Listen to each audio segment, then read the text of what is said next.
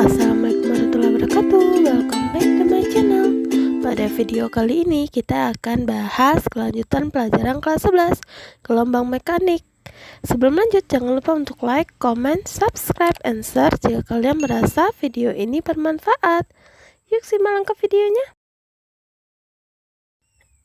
Nah, kita masuk materi gelombang untuk pelajaran kelas 11 semester 2. Yang pertama yang mau kita bahas adalah pengertian gelombang. Gelombang itu kalian bisa lihat gambarnya. Gelombang itu adalah getaran yang merambat dan membawa energi dalam perambatannya. Contohnya apa? Misalnya kita berdiri di tepi pantai. Terus ada ombak yang mengenai kaki kita. Nah, itu kan seolah-olah ombak itu mendorong kita kan? Itu artinya ombak itu dia membawa energi sehingga bisa membuat kita terdorong gitu. Karena ombak termasuk ke dalam jenis gelombang. Terus kita masuk jenis-jenis gelombang, itu yang pertama berdasarkan mediumnya.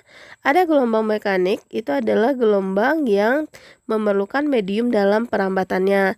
Ini contohnya adalah gelombang bunyi. Karena bunyi tidak dapat merambat di ruang hampa.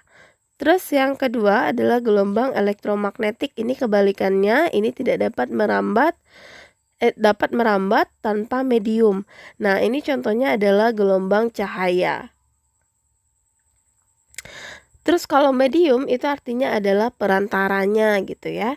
Jadi kalau cahaya dimanapun kita berada, cahaya itu tetap tampak seperti cahaya matahari ya. Nah, sekarang kita lanjut pembagian gelombang berdasarkan arah getar dan arah rambat. Nah, kalian harus tahu dulu apa itu arah getar dan arah rambat. Kalau arah getar itu arah kemana kita getarkan, apakah ke atas atau ke bawah. Sedangkan arah rambat itu setelah kita getarkan kemana perginya. Nah, itu namanya arah rambat. Yang pertama itu adalah gelombang transversal. Gelombang transversal itu adalah gelombang yang arah getarnya tegak lurus dengan arah rambatnya. Nah, contohnya digambar kayak tali. Tali kita getarkan ke atas, tapi merambatnya ke samping kan. Antara arah getar dengan arah rambat itu terbentuk sudut 90. Kemudian untuk gelombang transversal itu terdiri dari bukit dan juga lembah. Nah, gimana satu gelombang? Satu gelombang itu adalah satu bukit tambah dengan satu lembah. Kemudian satu gelombang itu boleh juga dengan puncak bukit berdekatan atau puncak lembah berdekatan. Karena satu tahap gelombang itu ada 4 proses. Contohnya dari A sampai B itu satu proses, B ke C ada 2, dari A ke C 2, A ke D dia 3, A ke E dia 4. Berarti setiap satu gelombang itu ada 4 proses, 4/4 1 ya. Nah, sekarang pertanyaannya misalnya dari A sampai ke F. Nah, itu ada berapa proses? Kita hitung. Itu dari A ke B 1, B ke C 2, C ke D dia 3, kemudian D ke E 4, E ke F dia 5. Berarti dari A ke F itu ada 5 proses, sehingga dia disebut dengan 5/4 gelombang. Nah, gimana? Paham dengan gelombang transversal? Untuk menentukan satu gelombangnya bisa. Nah, sekarang yang gelombang transversal itu contohnya adalah gelombang cahaya. Gelombang transversal ini kalian bisa lihat itu ada periode. Periode itu adalah waktu untuk satu gelombang. Selang waktu untuk satu gelombang ya. Terus nanti ada amplitudo dan simpangan juga yang mau kita bahas di video selanjutnya. Nah, untuk gelombang transversal seperti yang tampak pada gambar ya. Kita lanjut gelombang longitudinal. Gelombang longitudinal itu adalah gelombang yang arah getarnya searah atau sejajar dengan arah rambatnya. Nah, terus yang gelombang longitudinal itu terdiri dari rapatan dan juga renggangan. Kalian bisa lihat di gambarnya. Ini yang warna biru itu rapatan, yang merahnya renggangan, dan seterusnya. Dia selalu rapatan, renggangan, rapatan, renggangan. Nah, ini yang satu gelombang itu adalah satu rapatan ditambah dengan satu renggangan. Atau boleh juga pusat rapatan berdekatan atau pusat renggangan berdekatan. Pusat itu maksudnya di tengah-tengahnya ya. Nah, contoh gelombang longitudinal itu adalah gelombang bunyi.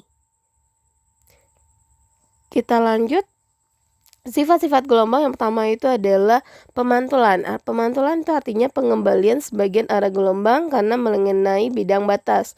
Contohnya cahaya mengenai cermin. Nah, dia akan memantul cermin itu sebagai bidang batasnya. Terus yang kedua itu adalah refraksi atau pembiasan. Ini adalah pemberokan arah gelombang karena dia melewati dua medium yang berbeda. Contohnya ketika gelas kita masukkan ke dalam sendok, kita masukkan ke dalam gelas yang berisi air, maka sendok itu akan kelihatan bengkok atau patah. Nah, ini kenapa? Karena sendok itu melewati dua medium yang berbeda, udara dengan air. Terus yang ketiga adalah difraksi atau pelenturan. Ini adalah pelenturan arah gelombang karena melewati celah sempit. Contohnya misalnya ada kotak yang warna hitam, terus ada lubang dikit aja, maka cahayanya tetap akan bisa masuk ke dalam kotak tersebut. Ini adalah contoh dari peristiwa difraksi. Nah, untuk sifat 1, 2, dan 3 ini sama-sama bisa untuk gelombang longitudinal maupun dia untuk gelombang transversal. Jadi bisa mengalami ketiga sifat yang ini. Nah, kita lanjut. Untuk sifat yang keempat itu adalah interferensi. Interferensi itu artinya adalah penggabungan dua atau lebih gelombang yang koheren. Gelombang yang koheren itu ada syaratnya. Yang pertama itu adalah amplitudo dan frekuensinya sama. Yang kedua itu beda fasenya tetap. Terus yang kelima itu adalah polarisasi yang artinya penyerapan sebagian arah gelombang. Nah, ini bisa untuk khusus polarisasi ini hanya bisa untuk gelombang transversal saja. Jadi gelombang longitudinal tidak dapat melakukan polarisasi. Karena kalau longitudinal itu dia terserap seluruhnya, bukan sebagian. Nah, gimana? Udah paham kan? Jangan lupa untuk like, comment, subscribe, and share jika kalian merasa video ini